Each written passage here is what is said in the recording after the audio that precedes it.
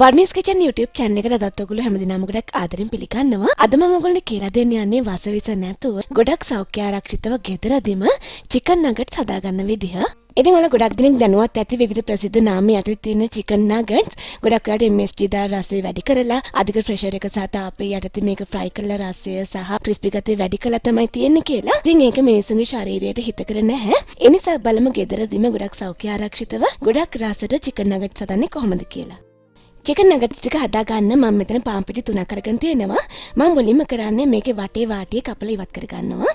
ඉතින් ඔයා අද නම් මුලට මගේ වීඩියෝ එකක් බලනවා ගොඩක් ආදරෙන් මගේ channel එකට පිළිගන්නවා. ඒ වගේම ඔයා මාව තම subscribe කරලා නම් විතරක් මේ වීඩියෝ එකට පල්ලෙහෙන් තියෙන රතු පාට subscribe button එක සහ ඒ ළඟින්ම තියෙන පුංචි bell icon එක click කරන්න. එතකොට මේ වගේ අලුත් වැදගත් වීඩියෝස් miss වෙන්නේ නැතුව ඔයාට බලන්න පුළුවන්. පාන් පිටිවල වාටිය කපලා ඉවත් කළා. ඊළඟට මම පාන් පිටි එක මේ විදිහට පුංචිට කපා ගන්නවා. ඉතින් පාන් පිටිවල වාටිය අපි එකතු කරන්නේ නැත්තේ අපේ chicken nuggets වල ඇතුළ හොඳ සුදු පාට තියෙන ඕන නිසායි. ඊළඟට මම blend jar එක අරගෙන පාන් පිටි ටික ඒකට දා ගන්නවා මේ විදිහට. දැන් පාන් කෑලි ටික හොඳින් අඹර ගන්න ඕනේ. හොඳින් පවුඩර් එකක් වෙනකම් මේ විදිහට. මේ තියෙන මේ විදිහට අඹරගත පාන් කුඩු ටික මේ විදිහට හොඳ කුඩු එකක් වෙන තියෙන්න ඕනේ.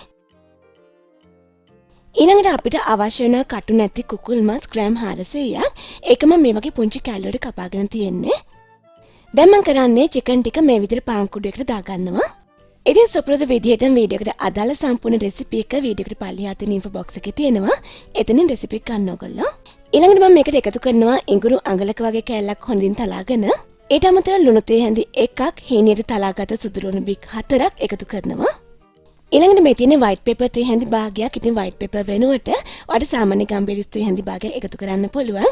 ඒ වගේම paprika තේ හැඳි භාගයක් එකතු කරනවා. ඒක වෙනුවට මිරිස් කුඩු තේ හැඳි භාගයක් එකතු කරන්න. ඊළඟට අපි මේ මිශ්‍රණය හොඳ තලපයක් වෙනකන් අඹර ගන්න ඕනේ blend එකේ. ඉතින් ඔයාලට food processor එකක් තියෙනවා නම් මේ වැඩේ ගොඩක් පහසුවෙන් කරගන්න පුළුවන් එකෙන්. මේ විදිහට හැම දෙයක්ම හොඳින් එකට මිශ්‍ර වෙලා තලපයක් වෙනකන් අඹර ගන්න ඕනේ.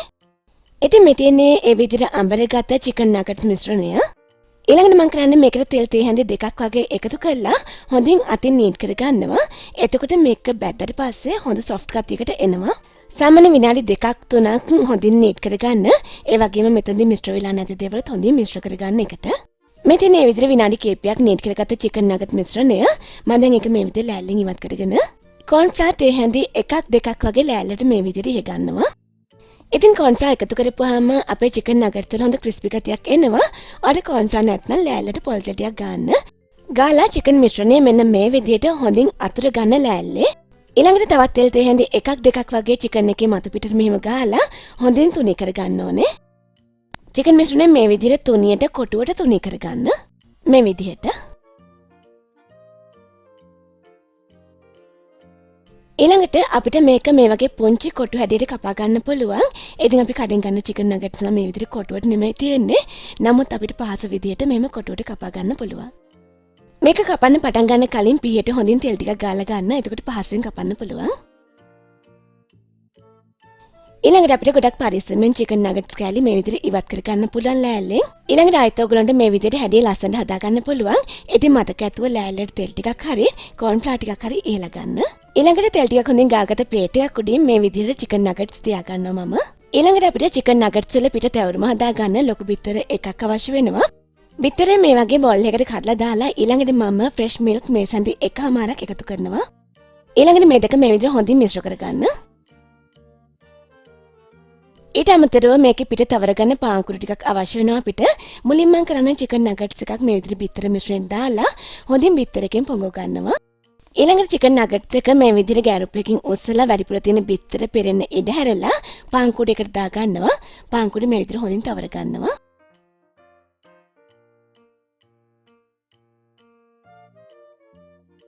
මම දැන් මේ විදිහට ඔක්කොම ටික පාන් කුඩු තවර ගන්නවා. ඔයා මෙතනදී බිත්තර පාවිච්චි කරන්න අකමැති නම් අපි රෝල් වලට පාවිච්චි කරන පාන් පිටි බැටර් එක පාවිච්චි කරන්නත් පුළුවන් මේකේ දැවටුමට. chicken nuggets ඔක්කොම එකපාරක් මේ විදිහට කෝට් කරගෙන ඊළඟට ඔයගොල්ලෝ දෙවෙනි පාටත් මේ වගේ ඩබල් කෝට් කරගන්න පුළුවන්. එතකොට ගොඩක් ලස්සනට මේක බැද ගන්න පුළුවන්. ඉතින් මෙතන මම ඒ විදිහට හදාගත්ත chicken nuggets ටික ඕගොල්ලන්ට මේක deep freeze එකේ දාලා මාසයක් වගේ කාලයක් තියාගන්න පුළුවන්. ඔක්කොම එකපාරේ බදින්න නැතුව මමත් මේකෙන් භාගයයි බදින්නේ. ඊටු ටික deep freeze එකේ දාලා තියෙනවා. ෆ්‍රීසර් බෑග් එකකට දාලා මේක දාන්න. එතකොට ඔයගොල්ලන්ට පුංචි බබාලගේ ලන්ච් බොක්ස් වලටම පාවිච්චි කරන්න පුළුවන්. ඊළඟට චිකන් නගට්ස් වලින් භාගයක් මම මේ විදිහට බැද ගන්නවා. ලිපේ ගින්දර මධ්‍යම මට්ටමේ තියන්න තෙල් ටික හොඳින් රත් වෙලා තියෙන්න ඕනේ. ඉතින් ඔයගොල්ලෝ මේක ෆ්‍රයි කරනවා වෙනුවට යා ෆ්‍රයි එකේ දාලා එහෙම නැත්නම් oven එකේ දාලා බේක් කරලා ගන්න පුළුවන්. මේ ටික මේ විදිහට දෙපැත්ත හරවමින් මධ්‍යම ප්‍රමාණයේ ගින්දරේ හොඳින් බැද ගන්න. ඇතුළ හොඳින් බැදෙනකන්. ඉතින් ඔයාලට පේනවාද අපේ චිකන් නගට්ස් ටික මේ විදිහට ගොඩක් ලස්සන පාටකට බැදිලා තියෙන්නේ කියලා. මම දැන් මේක ඉක්මනින් තෙලින් ඉවත් කර ගන්නවා. මට සාමාන්‍යයෙන් චිකන් ග්‍රෑම් 400න් චිකන් නගට්ස් සාමාන්‍යයෙන් 30ක් වගේ හදාගන්න පුළුවන් වුණා. ගොඩක් ලොකු ඒවා. ඒ කියන්නේ කඩෙන් ගන්නවට වැඩිය ගොඩක් ලොකු ඒවා හැදුවේ. ඉතින් මේ වගේ ප්‍රමාණයක් අපි කඩෙන් ගන්න ගියා නම් ලොකු මුදලක් වෙනවා. නමුත් මේක අපි ගෙදර ගොඩක් අඩු වියදමකින් ගොඩක් සෞඛ්‍ය ආරක්ෂිතව වසවිස නැතුව හදාගත්තා. ඒ නිසා පවුලේ හැමෝටම ගොඩක් සතුටින් මේක කන්න පුළුවන්. ඉතින් මම ඔයගොල්ලන්ට ටිකක් කඩලා පෙන්නනවා ඇතුළ කොහොමද කියලා. ඔයාලට පේනද ඇතුළත් අපි කඩෙන් ගන්න චිකන් නගට්ස් වගේම ගොඩක් ලස්සන තියෙනවා කියලා. ඒ වගේම ඊට වැඩිය ගොඩාක් රසයි මේක. ඒ නිසා අනිවාර්යෙන් ඔයගොල්ලෝ මේ රෙසිපි එක try කරලා බලන්න. ඒ වගේම ඔයගොල්ලෝගේ යාළුවන්ටත් බලන්න. මේ වීඩියෝ එක share කරන්න. අපි මේ වගේ තවත් අලුත් වැදගත් රසවත් වීඩියෝ එකකින් ආයේ හම්බ වෙමු.